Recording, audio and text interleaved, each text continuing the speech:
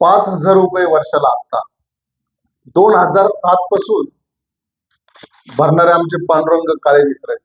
आज ऑफिसला भेट दिली.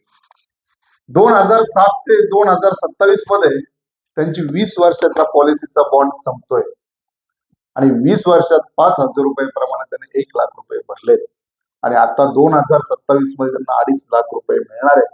सोबत 1,00,000 रुपयाचं विम्याचं कवच जीवनभर चालू राहणार असा तो त्यांनी 2007लाच प्लॅन घेतला होता आणि त्यानंतर त्यांनी अनेक पॉलिसी केल्या.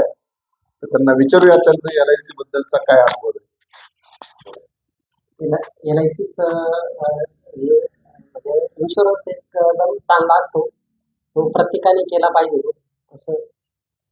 आणि आता हे जे पैसे मिळणार आहेत 20 वर्षानंतर, तर तुमचा हा अनुभव काय वाटतो तुम्हाला? आज किती पैसे असले तुमच्याकडे तरी ते जे बचत केली त्या काळचे 5,000 रुपये सुरुवात ती आणि आजचे 2.5 लाख रुपये येणार आहेत. बरोबर, बचत केल्याचा ही पण विमा पण भेटतो आणि पैसे आता एकखट्टी भेटतात पण आनंद आपल्याला भेटतो. तर LIC बद्दल समाधानी आहात तुम्ही बचत केल्याबद्दल? एकदम समाधान. थँक्यू, धन्यवाद.